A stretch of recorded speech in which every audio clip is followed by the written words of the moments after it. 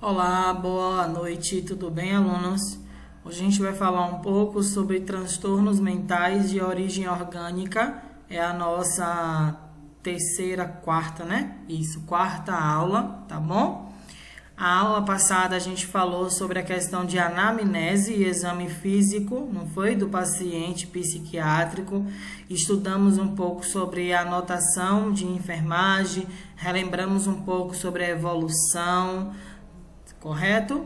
E ainda mais a gente também viu a estrutura da anamnese, né, de um paciente psiquiátrica. O que compõe essa estrutura? O nome, os antecedentes patológicos, antecedentes pessoais, né, recapitulando o que a gente viu na aula passada.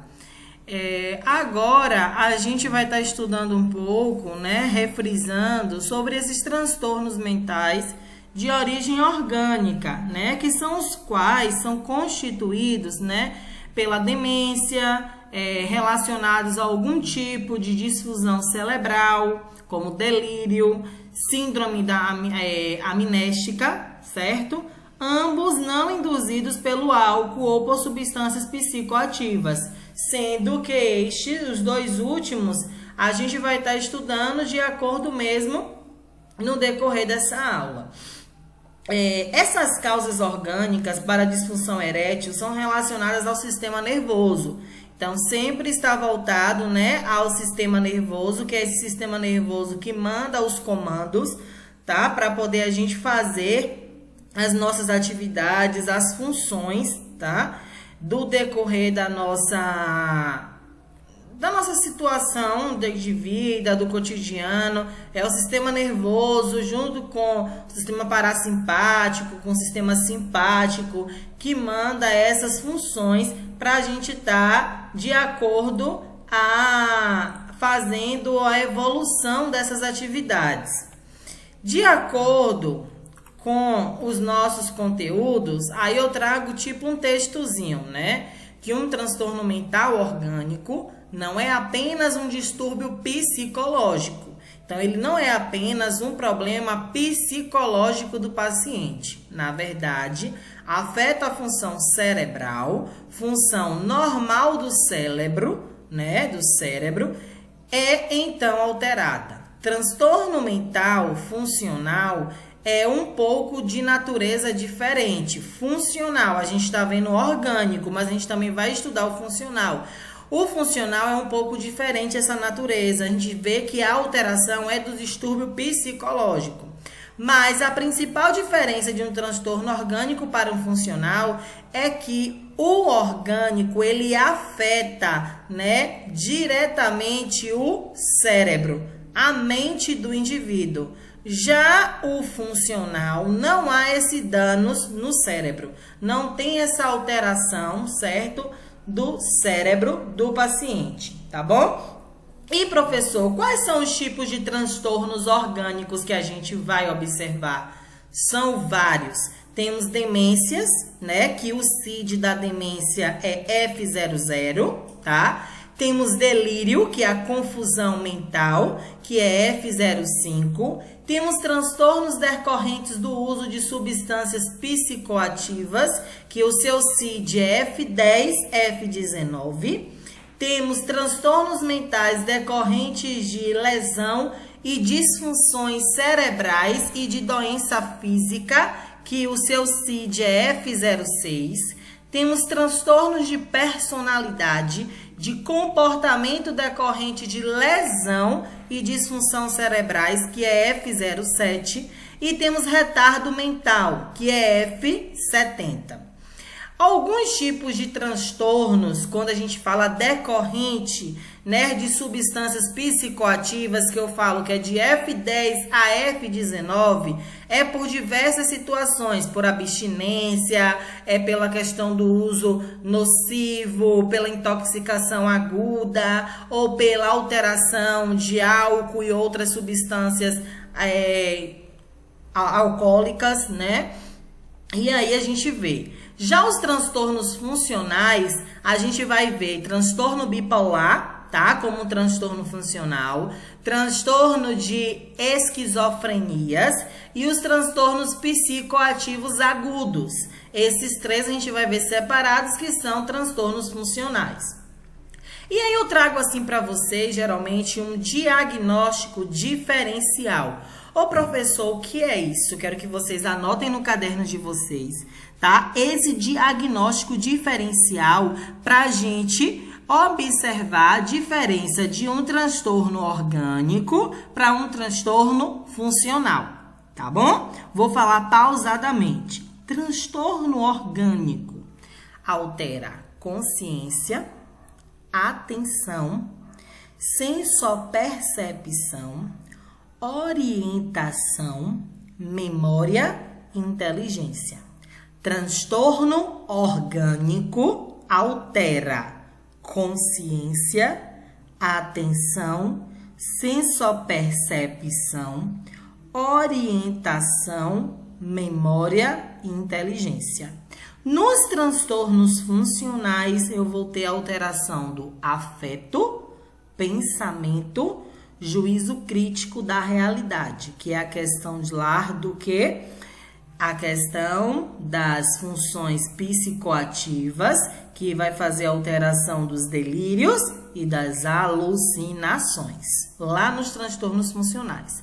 Nos transtornos orgânicos, eu vou ter a alteração do cérebro, que consequentemente vai afetar na minha atenção, na minha consciência, né, na minha orientação de desenvolver as minhas atividades, tá? Esse é um diagnóstico diferencial. Esse é um diagnóstico mais preciso, né, de determinados funcionamentos que a gente vai ter no decorrer, tá, do tempo, no decorrer das nossas funções de atividades. Os conceitos, né, principal lá do conceito orgânico que a gente já discutiu são transtornos onde se percebe comprometimentos generalizados ou específicos do comportamento humano. Então, são alterações que é totalmente afetada do cérebro do paciente, aonde vai ocorrer determinadas alterações. Desculpe. Porém, essas alterações, elas podem ser divididas em 2 modos. Generalizado, quando eu falo generalizado, é que eu peguei de uma forma global, de um comportamento, teve alteração generalizada do meu corpo, certo? A palavra já diz, é quando ocorre prejuízo das funções de humor e do comportamento de forma global. Então, alterou o corpo inteiro. Quando eu falo a palavra específico, quando altera, é que alterou ou apenas a memória, ou alterou apenas a forma de pensamento, ou alterou a forma de orientação, de atenção, de senso-percepção, tá? Então, específico vai fazer alguma alteração das funções, e não de forma geral, mas em modo específico, certo? Aí vai fazer esse tipo de alteração com essa forma específica. O envelhecimento normal, tá? É a lentificação psicomotora e diminuição dos reflexos motores. As pessoas, elas vão automaticamente tendo essa diminuição da psicomotoricidade, tá? Consequentemente, tendo a hipomnésia, que é a diminuição dos seus pensamentos, certo? Diminuição da sua funcionalidade, aonde vai ter dificuldades de lidar com as mudanças na rotina diária da sua rotina, né? Das suas funções, de acordo às suas orientações. Qual a etiologia, professor? A etiologia, quando a gente fala, é a causa, é aonde levou a ocorrer essa situação. Então, sua causa é comprovadamente orgânica. Quando eu falo que é uma causa orgânica, seja por uma doença degenerativa, ou seja, uma doença que esse paciente já veio, já teve, né, ou já tem e desenvolveu essa outra patologia, essa outra situação orgânica, seja por uma lesão ou doença sistêmica, que é uma doença sistêmica que afetou todo todo o corpo, todo o organismo, que vai levar a um distúrbio de função do cérebro, aonde vai levar a uma alteração mental, a uma alteração cerebral, certo? Aonde vai alterar suas funções do sistema nervoso central, que é onde manda os comandos para a gente realizar as nossas atividades rotineiras. E quais são esses fatores?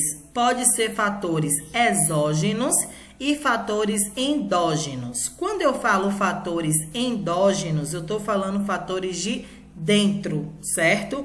Endógenos, dentro de mim. E quando eu falo fatores exógenos, são fatores de fora, do meio ambiente, do meio externo, ou seja, do meio de fora. Quando há um fator causal, desculpa, viu? Aqui a palavra é causal, casual, mas é causal, estranho ao organismo do indivíduo provocando a doença. Então, isso daqui é quando o paciente adquiriu a doença lá fora, adquiriu um fator estranho, certo? Lá fora. Então, é algo que o paciente, o indivíduo, ele adquiriu, mas ele não tem. É exógeno, de fora. Quando eu falo algo que é endógeno, ele é proveniente de algo hereditário, ele é proveniente de dentro do meu organismo, ele é proveniente da minha histórico familiar, da minha história clínica, da minha família, certo? Traz em seu patrimônio genético ou predisposição inata do próprio indivíduo. Aí está um exemplo, esquizofrenia e transtorno do humor.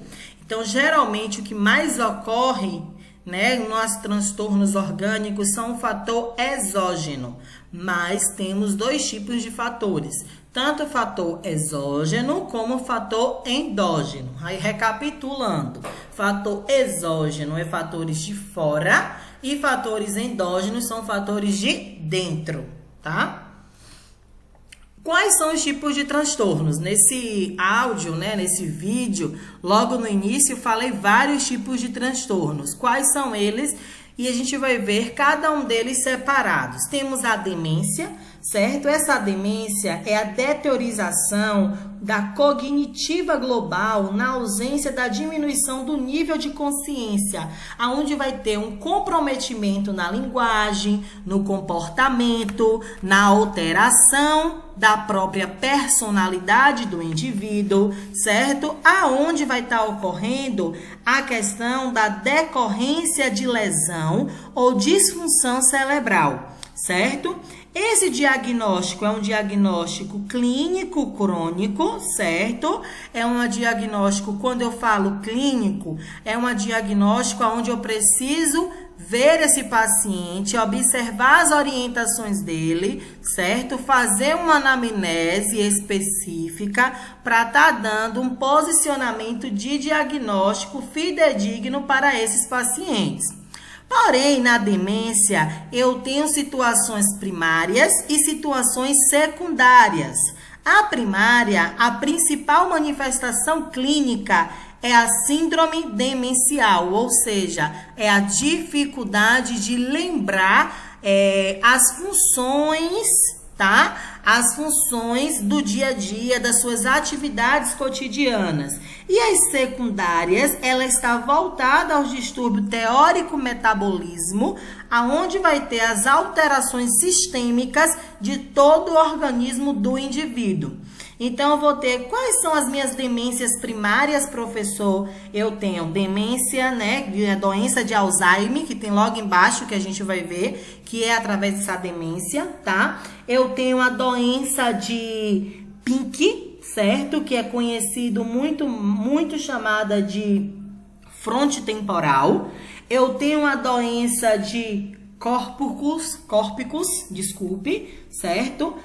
E essas doenças eu vou ter sinais em demências primárias, que são meus sinais motores, os meus sinais de rigidez, tremor, instabilidade postural, tá? Alterações da motricidade, eu vou ter movimentos corriqueiros, eu vou ter síndrome cerebral. Então, eu vou ter diversas funções destinadas à alteração dessas doenças primárias, tá? Dessas alterações, até mesmo da marcha, certo? E onde vai ter que passar por uma investigação epidemiológica, uma investigação diagnóstica, tá? Com o exame clínico desse paciente.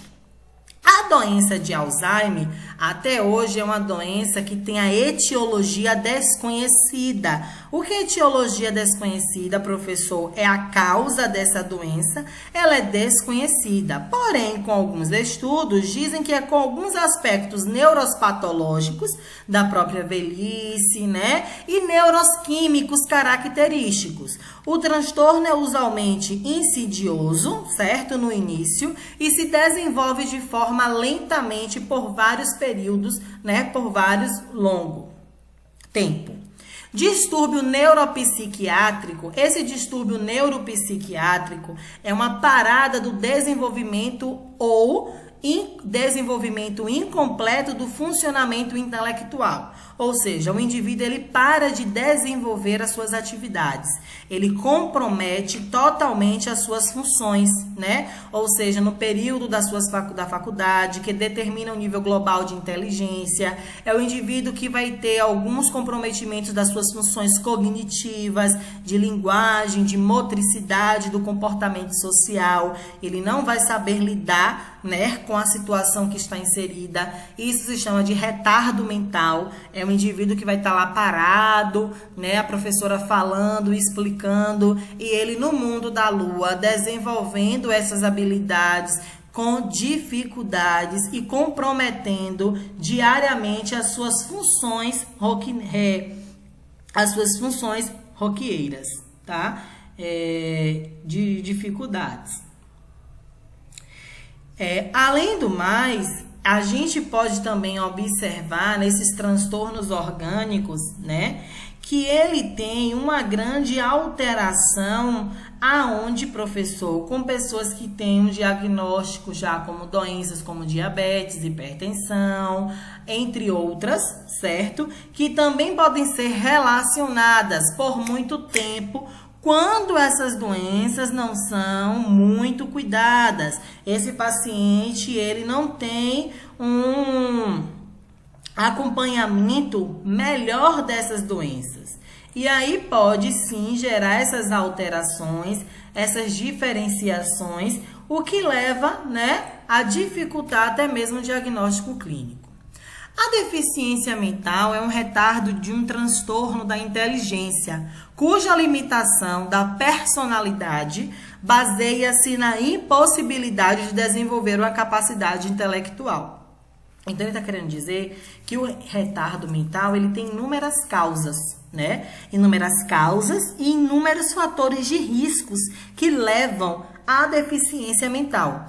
Ou seja, que fatores de risco são esses, professor? A desnutrição, doenças de fatores tóxicos maternos, fatores genéticos, hipóxia ou anóxia, prematuridade e baixo peso.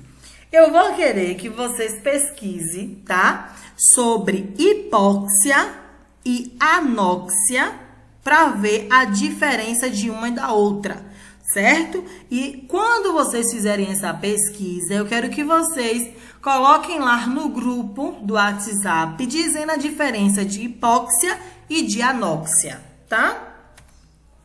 A classificação do retardo mental, ele tem para as pessoas entre 50 e 69 anos, que é entre os adultos e idade mental, de 9 a menos de 12 anos, provavelmente devem ocorrer dificuldades de aprendizado na escola. Então, é um retardo mental leve, aonde eles conseguem contribuir com a sociedade, ter um bom relacionamento social, mas tem uma dificuldade no aprendizado. Já o retardo mental moderado é proveniente, decorrente, né, de alguns atrasos acentuados do desenvolvimento, aonde esse indivíduo na infância, né, teve alguma dificuldade, o que esses cuidados pessoais tem uma grande independência, né? Não é inadependência, desculpa. Uma independência, ou seja, onde esses indivíduos, eles precisam de pessoas que ajudem no seu desenvolvimento e na sua até mesmo comunicação, tá? Como até mesmo algumas atividades nas academias, né? Nas faculdades, nas escolas. O retardo mental grave é proveniente deve ocorrer a necessidade de uma assistência contínua a esses indivíduos, sim, deve estar, né, sendo acompanhado por uma psicóloga, né, acompanhado por um psiquiátrico, acompanhado por um clínico ali, para poder estar atuando, né, sabendo dessas atividades desse indivíduo, tá? Mais diariamente por uma psicóloga. O retardo mental profundo deve ocorrer limitações graves quanto aos cuidados pessoais, continência, comunicação e mobilidade, ou seja, o paciente ele é todo comprometido nessas funções, né, de habilidades profundas com a comunicação social, até mesmo da psiquiatria. E aí, eu trago, né, que algumas dessas situações mais difíceis para o ambiente empresarial são a questão dos estresses, né, da economia, onde todo cuidado é pouco, pois o ambiente recessivo podem até mesmo desenvolver algum prejuízo para algum tipo dessas doenças psicoativas. E as características de organicidade? O que é, professor? Você falou de transtorno orgânico, mas quais são essas características que o paciente vai estar me apresentando? Ele vai ter um início agudo, né? Um início rápido. Primeiro episódio ele tem, depois diminui. Com uma idade avançada, presença de doença ou lesão orgânica já existente, abuso de substâncias, né, psicoativas, alucinações não auditivas, então ele não vai ter alucinações não auditivas, e sintomas neurológicos, né? Como a questão de que sintomas neurológicos, professor, é a questão de desmaios, né? A questão de tontura. Então, situações neurológicas, neuropsicoativas desse paciente. Isso sim são as minhas alterações que esse paciente vai ter me fazendo uma determinadas características. E eu deixo uma frase para vocês. Pensar e refletir. Como fazer a distinção entre as funções orgânicas e as funções psicogênicas? Como é que eu posso resolver essas situações? Quero que você analise sobre essa frase, certo? Pesquise sobre essa informação e me traga até mesmo numa próxima aula, lá mesmo no grupo, tá? A atividade mesmo desse vídeo vai ser a questão da classificação do retardo mental, certo? Onde vocês vão falar sobre cada tipo de retardo mental e a pesquisa de anóxia e a pesquisa de hipóxia, tá bom?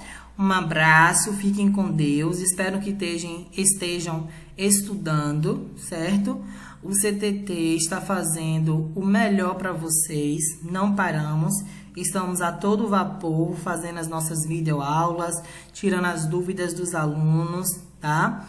E que isso passe logo, para que possamos estar juntos, né? Lá discutindo, olhando, né? Fazendo nossas atividades dentro de sala de aula, nossas apresentações do seminário, tá bom? Um abraço, fiquem com Deus e espero que tenham gostado desse vídeo.